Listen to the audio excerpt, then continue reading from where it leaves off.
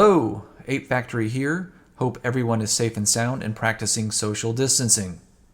I come to you today with part 2 of the spray can valve cleaner experiment. Midway through the video, we do go full Blair Witch, so those with motion sickness, be sure to eat a burrito and cover your keyboard in plastic. You may remember in the first installment we used CRC valve and turbo cleaner, following the manufacturer's instructions. We not only drove for a length of time on the highway, we also ran the car at the drag strip. Despite warmer temperatures, I ran my best elapsed ET and my highest trap speed to date with no other changes to the car since my last visit to the track.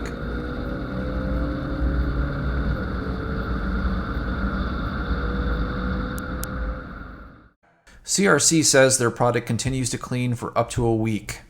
Because of this, I delayed pulling the upper intake manifold to let the cleaner do its thing. But here we are a week later, time to pull the manifold. Because I have a how-to and several other videos, I'm not going to go into any detail on how to remove the upper intake manifold. Once you've done it once or twice, removal is not very time-consuming, and I can generally do it in less than a half hour.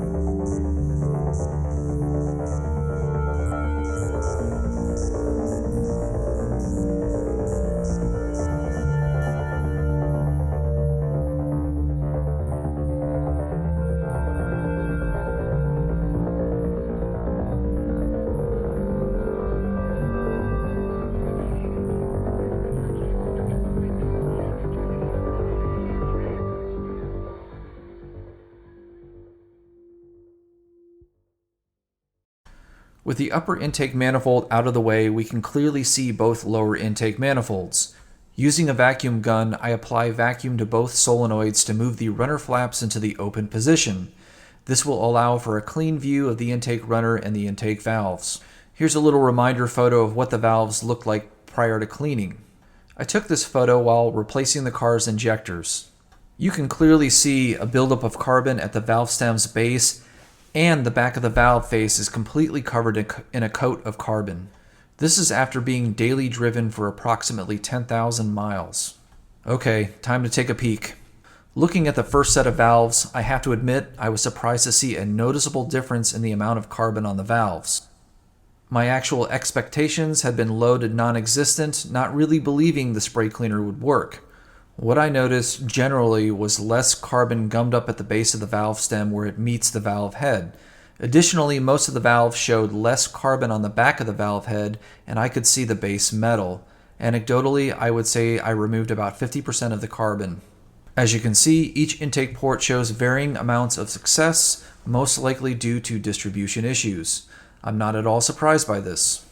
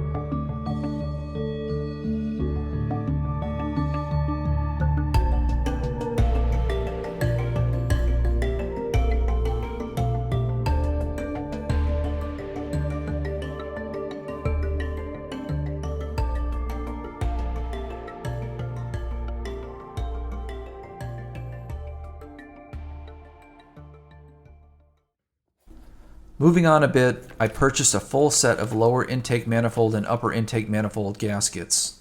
The lower intake manifold gaskets are fairly inexpensive and the upper green ones are fairly not. I shopped around extensively and managed to score both through an Audi dealer for about $85 shipped. I decided against pulling the lower intake manifold so as not to disturb the injectors. I had also replaced them with new gaskets when performing a carbon cleaning about a year ago. The upper intake manifold gaskets were original and I decided to replace them for peace of mind. One thing that I did notice was that the new gaskets were ever so slightly taller than the OEM gaskets that came with the car. I've had no issue since installing the taller gaskets, so I'll chalk that up to shrinkage over time. Each individual gasket sits in a groove or a U-channel atop each intake runner. I did make sure to clean the groove beyond what is necessary before installing the new gaskets. As you watch me put everything back together, there are a few items to contemplate. The first and most obvious question is, why not just use the spray cleaner again? You can actually. I contacted CRC and asked them about the recommended intervals. CRC's intervals were somewhat based on marketing, timing valve cleaning with an oil change. From a pure consumer standpoint, that makes a lot of sense. After speaking with automotive engineers, there were two potential issues. First, oil dilution. This would be fairly minor given the volatility of the cleaner, plus you're spraying it into an active combustion chamber, so we're going to give that one a solid meh. The second concern can be a bit more serious. There is a concern surrounding carbon particles embedding themselves in the catalyst matrix. If you do it too often, there is a possibility it could lead to a clogged catalytic converter. Because the catalytic converters on an RS5 are integrated into the exhaust manifolds, the engine needs to be dropped in order to swap them out. It's not a simple unbolt from the header affair like on most other cars. So take a long pause before using a cleaner like this multiple times. At the very least, consult CRC about the catalyst issue. My hope was this would be a nice, easy way to minimize carbon buildup between cleanings as well as extend the interval between those cleanings. I do think that you can accomplish that, but I would take a hard look at distributing the cleaner evenly.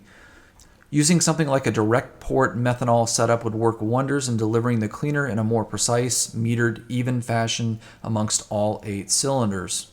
Because the RS5 is essentially a speed density system, having some sort of removable access port on each runner is not going to cause issues with the car idling like it would with a mass air system. My final thoughts are this: a canned spray cleaner is never going to replace manual cleaning with walnut shells or other mechanical scrubbing methods. Can it remove some of the buildup? Yes. Perfect? No. Overcome the distribution problems and it'll be more effective. Also, do it right before you're ready to change your oil. But do consider that catalytic converter issue.